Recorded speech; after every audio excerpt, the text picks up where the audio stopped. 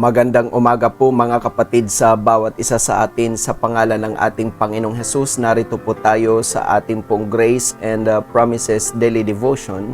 Ngayon po mga kapatid ay October 9, isa na naman pong araw na ibiniyaya sa atin ng Diyos. Mga kapatid, tayo po ay magsimula sa isa pong panalangin. Panginoon, kami po ay nagpapasalamat dahil sa iyong kabaitan, kabutihan, katapatan at kadakilaan sa aming mga buhay. We thank you for your protection dahil patuloy po ninyo kami inililigtas sa lahat po ng kasamaan, karahasan, kapahamakan at kasakunaan. Salamat din po dahil sa tuwing kami ay gigising, taglay-taglay namin ang biyaya ng kalusugan at biyaya ng kalakasan na galing sa inyo, malayo sa mga sakit at karamdaman. Salamat din po sa inyong probisyon sa araw-araw dahil kailanman ay hindi po ninyo kami pinagkukulang.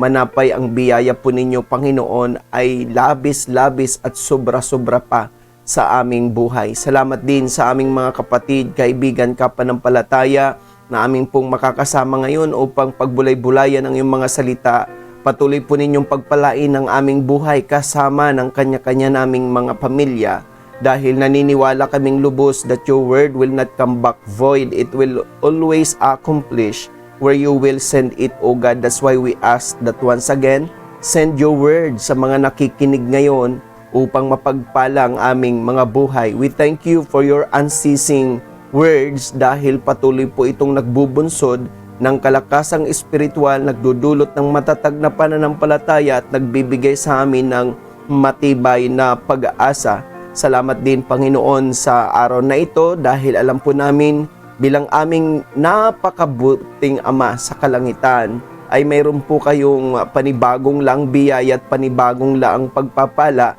sa araw na ito. That's why we as your children are expecting, Lord, na aming tatanggaping lahat ang mga pagpapala at biyaya na inyo pong inalaan sa amin. This we pray in Jesus' mighty name. Amen and amen. Good morning, brethren in Christ. Once again, welcome sa ating pong Grace and Promises Daily Devotion. At ang ating pong pagbubulayan ngayon ay ating pong mababasa sa 1 Corinthians 1:9. Ito ang wika sa Tagalog, ang Biblia. Ang Diyos ay tapat na sa pamamagitan niya ay tinawag kayo sa pakikisama ng kanyang anak na si Hesukristo na Panginoon natin. And in Amplified Version, 1 Corinthians 1:9, God is faithful, reliable, trustworthy, and therefore ever true to His promise, and He can be depended on. By Him, you were called into companionship and participation with His Son, Jesus Christ our Lord. Mapagpala po ang salita ng Diyos na ating pagbubulayan ngayon, mga kapatid. We all know ng author po ng book of 1 Corinthians is no other than Apostle Paul. And we all know that Apostle Paul, known as a man of revelation dahil sa kadakilaan ng mga kapahayagan ng Diyos na ibinigay sa kanya at of course sa kayamanan ng mga kapahayagan ng Diyos na ipinagkaloob sa kanya, mga kapatid, and he authored almost 1/3 of the New Testament book, brethren, and his epistles or letters known as Pauline epistles, and some of them are pastoral epistles, some of them are prison epistles, and some of them are general epistles, brethren in Christ. At ito nga po ay kanyang first letter or first epistle sa mga mananampalataya sa Korinto or sa mga iglesia na nasa Korinto, mga kapatid, na ang wika po ni Apostle Paul, ang Diyos ay tapat. Na sa pamamagitan niya ng Diyos na tapat, ay tinawag kayo, ang wika niya, sa lahat ng mga mananampalataya sa Korinto. So therefore, included tayo kasi we are God's children, believers tayo, born again tayo, Kristiyano tayo, mga kapatid. Sa pamamagitan ng Diyos na tapat, tinawag tayo sa pakikisama ng kanyang anak, mga kapatid. Again, ang sabi po ni Apostle Paul sa mananampalataya sa Korinto, sa pamamagitan niya ng Diyos na tapat ay tinawag kayo sa pakikisama sa Kanyang anak na si Jesucristo na Panginoon natin. At maganda ang pagkasabi po sa Amplified, by Him you were called into companionship and participation with His Son. Pansinin po natin mga kapatid ang salitang companionship at saka yung participation. Tulad po ng ating naririnig na God is faithful sa atin not because we are faithful to Him. Kaya po ang Diyos ay tapat dahil ito po ay Kanyang katangian, mga kapatid. At tulad ng inyong naririnig sa akin, hindi mapagbabago anumang katangian mayroon ang Diyos dahil sa sitwasyon, sa sirkumstansya, or sa estado ng ating buhay. God is God.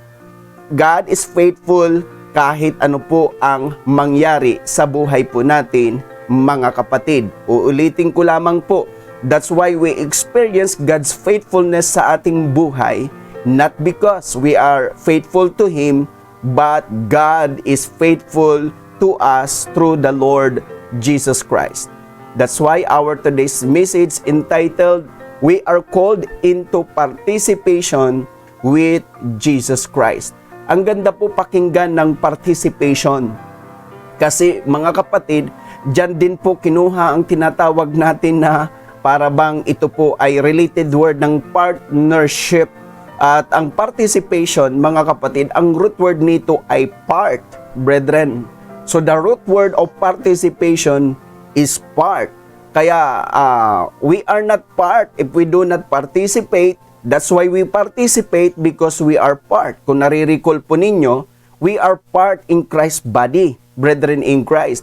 At dahil tayo ay part at bahagi ng katawan ni Kristo, kasama tayong tagapagmana sa lahat ng mga mabubuting kaloob ng Diyos, kasama tayong tagapagmana sa lahat ng biyaya ng Diyos, at kasama tayong tagapagmana sa lahat ng pagpapala ng Diyos. That's why we are called into participation with Jesus Christ. And again, kaya po natin nararanasan ang katapatan ho ng Diyos dahil ang Ama ay tapat sa Kanyang anak na ating Panginoon Kristo. At ang dahil sa pagtatapat ng Ama sa Kanyang anak na si Jesucristo, because we are called into participation with Jesus Christ, kaya po dumadaloy sa atin ang katapatan ng Diyos. Kaya mga kapatid, saan po naging tapat ang Panginoon? Mga kapatid, particularly, ang sabi po doon sa Amplified, sa Kanyang mga pangako sa ating mga buhay. Don't you know, brethren in Christ, that the promise of God will strengthen us? The promise of God will establish us, brethren in Christ. Kaya let us hold on to the promises of God na was given sa atin or will be given sa atin because we are in participation with Jesus Christ and the Father is faithful to His Son, brethren. That's why our today's word in which we need to agree, believe, claim, and declare, as what I repeatedly say, entirely, brethren in Christ, inuulit-ulit ko na hindi po sapat ang pag-aralan lang ang salita ng Diyos, basahin ang salita ng Diyos o pakinggan ang salita ng Diyos. Kailangan, mga kapatid, ay sang-ayunan natin ito. Kailangan sampalatayanan natin ito. Kailangan angkinin natin ito at kailangan ideklara natin ito para po nangyayari ang salita ng Diyos sa ating buhay. And remember, brethren in Christ, na ang tanging kaibahan lang sa lupon ng lahat ng mananampalataya sa buong mundo ay ang level ng kanilang pananampalataya or sa antas ng kanilang pananampalataya. Kung sasampalataya man lamang tayo, why don't we have a great faith, brethren in Christ? Again, when it comes to the Word of God, we must always agree to it, believe to it, claim it, and declare it, brethren in Christ, para po mas matindi ang manifestations sa ating mga buhay. And our today's grace and promises that we are going to tackle, we will acronym the word DREFT. D-R-E-F-E, brethren in Christ. And how faithful our God is, in particular sa kanyang promises. Ito po yung ating babaybayin, ito po yung ating babalangkasin, mga kapatid, kasi the more we know our God, the more we will trust in Him. First point, God is dependable to His promises to His Son. Dahil nga po tayo ay tinawag into participation with His Son, then of course, nararanasan din po natin ang mga pangako ng Diyos. At itong ating pong ina-acronym na salita, lahat po ito ay mababasa doon po mismo sa binasa natin kanina sa Amplified Version. Again, God is dependable to His promises to His Son. Kaya tandaan po natin na nakadepende tayo o nadidependehan natin ang mga pangako ng Diyos sa atin. Kita nyo po, kapag wala na tayong matakbuhan sa panahon po ng problema, kapag wala na tayong malapitan sa panahon ng problema, wala na tayong madaingan sa panahon ng problema, mga kapatid, pwede po natin sandalan, mga kapatid, ang mga pangako ng Diyos sa atin. Pwede po natin dependehan ang mga pangako ng Diyos sa atin, brethren in Christ, kasi ang Diyos ay na pagtitiwalaan, mga kapatid. Dahil alam naman po natin na talagang ang Diyos ay greater than anything. Siya po ay dakila sa ating mga problema, siya po ay dakila kaysa ating mga suliranin, siya po ay dakila kaysa anumang sitwasyon na mayroon po tayo sa ating buhay. He is the God in whom we can depend on, brethren in Christ. And second point, God is reliable to His promises to His Son. Tandaan po natin, reliable ang Panginoon. Actually, mga kapatid, bakit minsan ang tao ay hindi reliable? Kasi sumasablay tayo minsan sa ating mga salita, sumasablay tayo sa ating mga pangako, sumasablay tayo minsan sa ating mga sinasabi, mga kapatid. Pero ang Diyos, throughout the history of in the Old Testament and even in the New Testament, wala isa man na salita ang Diyos na nagkulang, wala man isa na salita ang Diyos ang sabihin natin hindi nangyari. Kaya po lalo tayong nag-rely sa kanyang mga pangako kasi wala pong pangako ang Diyos na hindi ginawa sa ating mga buhay. So the God whom we serve is the God whom we can rely, brethren in Christ, to His promises. And third point, God is ever true to His promises to His Son. Binanggit po kanina yan sa Amplified, ever true. Ibig sabihin, He never changes. Kung totoo siya kahapon, totoo siya ngayon, magiging totoo siya bukas. Kaya kung titingnan po ninyo ang kasaysayan, mga kapatid, totoo siyang Diyos sa lumang tipan, totoo siyang Diyos sa bagong tipan, and I firmly believe na totoo siyang Diyos ngayon na ating pinaglilingkuran. Kaya nga, if God, kung ang Diyos ay nakagawa ng milagro sa Old Testament, ang Diyos ay nakagawa ng milagro sa New Testament, tiyak na ang Diyos din ay makakagawa ng milagro ngayon. Kaya mga kapatid, tandaan po natin, God is ever true to His promise. Siya po ay napakatotoo at totoong totoo at wala nang ibang totoo kundi ang mga pangako ng Diyos sa buhay sa bawat isa sa atin. Kaya pag sinabing ever true, brethren in Christ, magkamali ka man, totoo pa rin ang Diyos sa kanyang pangako. Naggulang ka man, totoo pa rin ang Diyos sa kanyang pangako. Nagkasala ka man, totoo pa rin ang Diyos sa kanyang pangako, because our God whom we serve is ever true God, brethren in Christ, to His promises. And fourth point, God is faithful to His promises to His Son. Tandaan po natin, mga kapatid, tulad ng inyo pong naririnig sa akin, ang Tagalog kasi ng faithful sa Tagalog ay tapat. If we are going to spell it, T-A-P-A-T. Pag binasa po natin yan mula taas pababa, tapat. Basahin natin pababa pataas, tapat. Basahin natin kaliwa pakanan, tapat. kanan pa kaliwa, tapat. Kung ating pong i-imaginein, it portrays the cross. Kaya lagi kong sinasabi that God showed His faithfulness on the cross, brethren in Christ. Kaya nga, whatever situation we are in, God is faithful, brethren in Christ. Anumang anggulo ng buhay natin, ang Diyos ay tapat sa atin. Anumang aspeto ng buhay natin, ang Diyos ay tapat sa atin. Of course, brethren in Christ, last point, fifth point, God is trustworthy to His promises to His Son.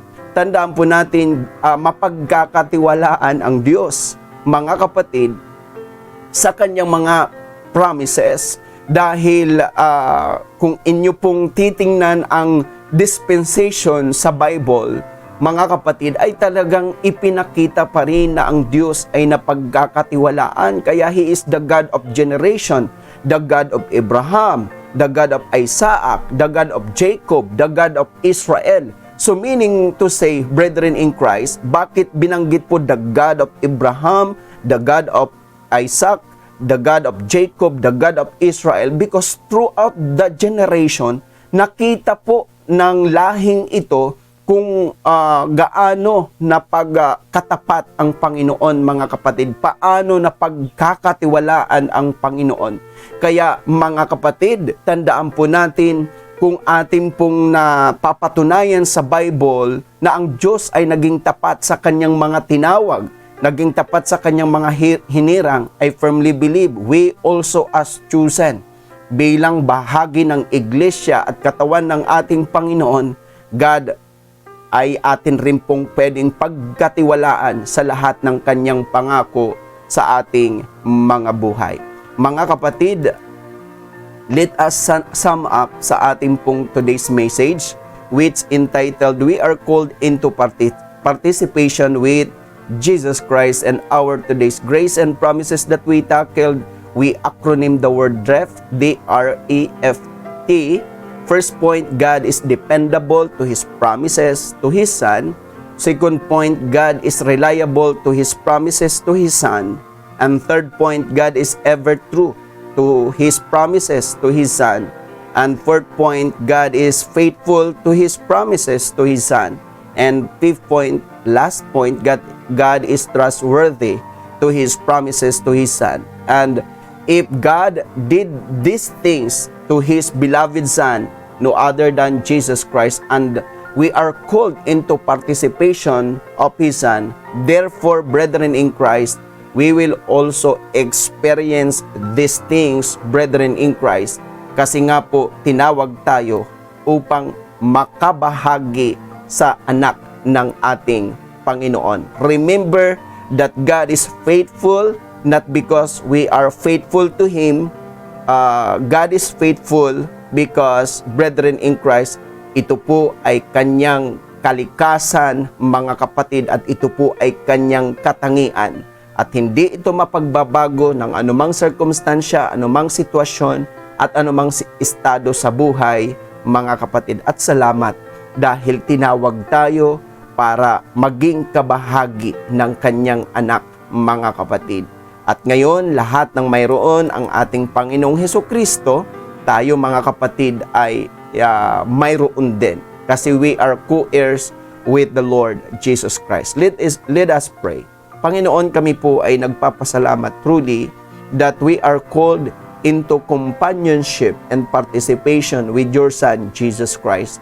And all and everything na mayroon po ang aming Panginoong Hesukristo ay mayroon kami dahil we are called to be part and to participate with your Son. Kaya kami po ay co-heirs ng aming Panginoong Hesukristo. Kaya lahat ng bagay na mayroon ang Panginoon ay mayroon kami. Lahat ng biyaya na mayroon ang Panginoon ay mayroon kami. Lahat ng pagpapala na mayroon ang Panginoon ay mayroon kami. Salamat dahil truly that you are dependable to your promises, reliable to your promises, ever true to your promises, faithful to your promises, and trustworthy to your promises. Salamat because we have a God like you. Salamat, Jesus. Salamat, Lord, dahil patuloy po kayong tapat sa iyong pangako, patuloy po kayong tapat sa iyong mga pagpapala, patuloy po kayong tapat sa inyong mga biyaya, Panginoon. Patuloy po ninyo kami pagpalain spiritually, intellectually, emotionally, physically, materially, financially, in all aspects of our lives. Patuloy nyo po i-bless ang aming mga kapatid na nakikinig ngayon na may mga business. Patuloy nyo po i-bless ang aming mga kapatid na nakikinig ngayon na may mga trabaho. Patuloy nyo po i-bless ang aming mga kapatid na nakikinig ngayon na mga nag-aaral. Patuloy nyo po i-bless ang aming mga kapatid na nakikinig ngayon na nasa kanya-kanyang bahay, anuman po ang aming ginagawa. Salamat din sa napakagandang araw na naman na inyong ipinagkalob sa amin. Dahil sa araw na ito, minsan pa naming tatanggapin ang iyong mayamang lang biyaya at mayamang lang pagpapala. That's why throughout the day, kami po na naman ay magiging successful, prosperous, victorious, favored, and blessed. At tiyak na naman na kami, Panginoon, ay magiging pagpapala sa aming pamilya, sa aming iglesia, sa aming komunidad at sa lahat ng taong aming makakasalamuha. At salamat, Panginoon, sa lahat ng iyong mga anak, born again Kristiyano at mananampalataya throughout the world. Dahil in your hands we are well secured and well protected because we are covered with your precious blood and we are surrounded with your guardian angels and we are bearing your powerful name. Salamat, Lord, sa aming bansang Pilipinas. Ang bansang Pilipinas ay bansang pinagpala, hindi po bansang isinumpa. Tinatas namin ang aming mahal na presidente kasama ng kanyang kabinete. Kalakip na rin po ang mga senadors, governors, mayors, captains, councilors, mga kagawad, mga tanod at lahat ng government official from national down to local. Kasama na rin po, Panginoon, ang Armed Forces of the Philippines, Philippine National Police.